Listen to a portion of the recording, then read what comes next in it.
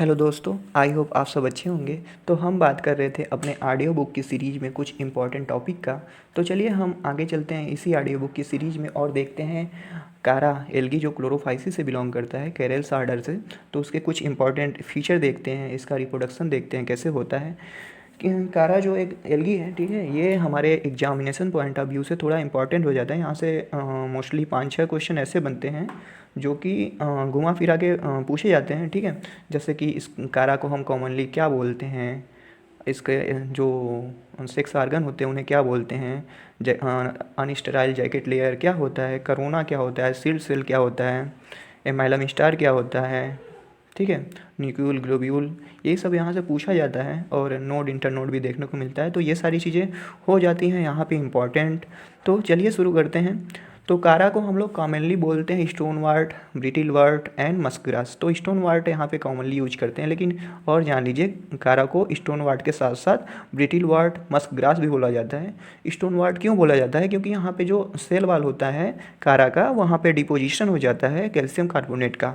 जब वहाँ पे डिपोजिशन हो जाता है कैल्शियम कार्बोनेट का, तो आप उसे टच करेंगे तो वो रफिन टच होगा, तो इसलिए इसे ब्रिटिल वार्ट बोलते हैं। ओके। और कारा का जो मतलब प्लांट बॉडी रहता है, वहाँ पे कुछ सल्फर के कंपाउंड मिलते हैं, तो इसलिए वो नेचुरली आप देखेंगे ना, तो वहाँ पे जब कारा का आप लेंगे प्लांट बॉडी अपने हाथ में, तो उसे थोड़ा स्मेल करेंगे तो वहाँ से एक स्पेसिफिक ओडोर आएगी, स्पेसिफिक गंध आएगी due to presence of sulphur. Okay. और चलिए मॉर्फोलॉजी की बात करते हैं। तो कारा का जो प्लांट बॉडी होता है वो होता है सिलेंड्रिकल होता है, ग्रेस ग्रीन इन कलर होता है। ओके। ये ब्रांच होते हैं, फिलामेंटस होते हैं, और इसका प्लांट बॉडी जो होता है नोड और इंटरनोड में बटा होता है। ये 5 सेमी से लेके 1 मीटर लॉन्ग तक हो सकते हैं। इनका कारा का हैबिटेट मोस्टली होता है फ्रेश वाटर ना। ओके। और ब्रैकिश वाटर और मरीन वाटर में भी देखने को मिल जाते हैं। ओके। तो और कारा में जो होता है ब्रांचिंग, वो मतलब लिमिटेड और अनलिमिटेड ग्रोथ का ब्रांचिंग होता है। जो मेन ब्रांच होता है कारा का, वो अनलिमिटेड ग्रोथ शो करता है और लॉन्ग होता है, ठीक है। और जो कारा का लेटरल ब्रांच होता है वो होता है लिमिटेड ग्रोथ वाला और शॉर्ट होता है, ठीक है। तो चलिए अब हाँ आगे चलते हैं और देखते हैं कारा और निटेला में क्या डिफरेंस है, ठीक है। तो कैरेसी में आप देखेंगे, कैरेल्स में देखेंगे तो कारा और निटेला दो एल्गियाँ हैं जो कि क्यूट सिमिलर लगती हैं देखने में। तो अगर आपको कोई कारा और निटेला ला के दे दे और पूछे बेटा बता इसमें क्या डिफरेंस है, तो आप कैसे बताएंगे, ठीक है।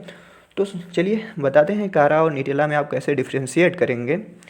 तो मान लीजिए आप गए किसी लोकेशन पे गए, किसी स्पॉट पे गए आप कारा और निटेला कलेक्ट करने, ठीक है। तो सबसे पहले कारा और निटेला जब आप कलेक्ट करने जा रहे हैं, तो कारा आपको तो मिल जाएगा किनारे पे उथले ही वो पानी में, उथले पानी में मतलब किनारे पे ही जो पानी रहेगा, जहाँ पैर आपके फीट पर पानी रहेगा, वहाँ आपका कारा मिल जाएगा मोस्टली, ठीक है। लेकिन निटेला जो होता है वहाँ पे नहीं मिलेगा आपको, क्योंकि निटेला जो होता है मोस्टली गहराई में ग्रो करता है, ठीक है। तो एक डिफरेंस ये होगी कि कारा जो होता है ऊपर ही ग्रो कर जाता है, कम गहराई में ग्रो करता है, लेकिन निटेला जो होता है वो अधिक गहराई में ग्रो करता है, ठीक है। ये होगी एक डिफरेंस।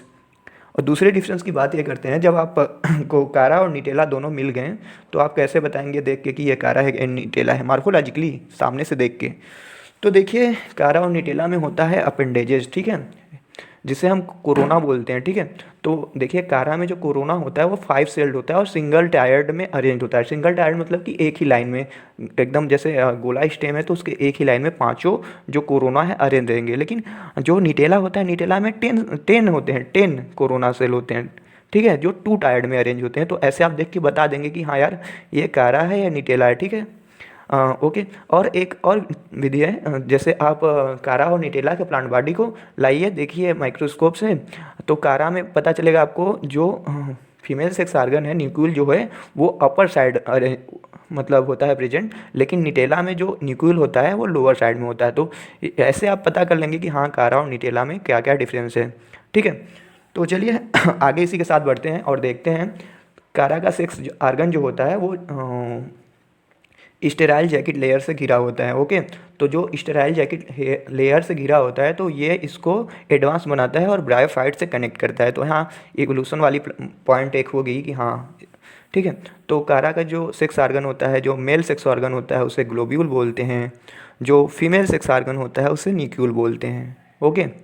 और मैं पहले ही बता चुका हूँ कि न्यूक्लियल जो होता है वो अपर साइड कारा में प्रेजेंट होता है और ग्लोब्यूल जो होता है वो लोअर साइड प्रेजेंट होता है। ठीक है, चलिए हम अब रिप्रोडक्शन की बात करते हैं कि कारा में रिप्रोडक्शन कैसे होता है। तो रिप्रोडक्शन में बात करेंगे, हम देखेंगे एमाइलम स्टार सबसे पहले। तो एमाइलम स्टार क्या होता है?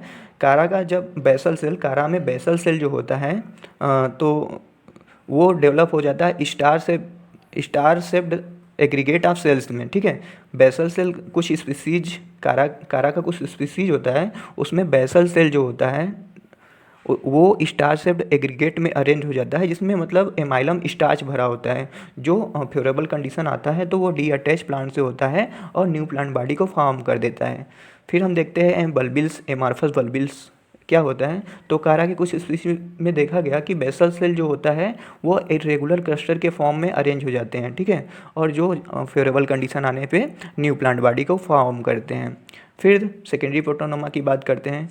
तो सेकेंडरी प्रोटोनोमा तो कारा के कुछ स्पीशीज में ये भी देखा गया कि जो बेसल सेल ऑफ राइजोइड जो होता है वो सेकेंडरी प्रोटोनोमा में डेवलप हो जाता है। राइजोइड होता है कारा का, ठीक है, तो उसका बेसल सेल राइजोइड का सेकेंडरी प्रोटोनेमा में डेवलप होता है जो न्यू प्लांट बॉडी को बना देता है। अब हम बात करते हैं ट्यूबर का। ठीक है, तो ट्यूबर क्या होता है? लोअर नोड कारा का जो होता है वो ट्यूबर में बदल जाता है, जो बना देता है न्यू प्लांट बॉडी को। लोअर नोड जो है गोला गोला ट्यूबर में बदल जाएगा, जो डीअटैच होगा, फिर उसको नया प्लांट बॉडी बनाएगा। और अब बात करते हैं हम सेक्सुअल रिप्रोडक्शन की। कारा में सेक्सुअल रिप्रोडक्शन कैसे होता है? ठीक है, तो जो कारा का सेक्सुअल रिप्रोडक्शन होता है वो उगैमस टाइप का होता है, एडवांस होता है और मोनोसियस होता है। ठीक है, तो इसमें जो मोनोसियस का मतलब होता है जहाँ पे मेल और फीमेल पार्ट एक ही में पाए जाए, और ये इसका जो कारा का मोस्ट स्पीसीज होते हैं वो प्रोटेंडर्स होते हैं। तो दो चीज़ होती हैं, प्रोटेंडर्स और प्रोटोगाइनी। तो प्रोटेंडर्स माने कि जिसमें मेल पार्ट जल्दी मैच्योर होता है फीमेल के, और प्रोटोगाइनी माने जिसमें फीमेल पार्ट जल्दी से मैच्योर हो। तो मैं पहले ही यहाँ बता चुका हूँ कि इसका जो सेक्स आर्गन होता है वो होता है ग्लोब्यूल और न्यूक्यूल। ग्लोब्यूल होता है मेल सेक्स आर्गन, न्यूक्यूल होता है फीमेल सेक्स आर्गन।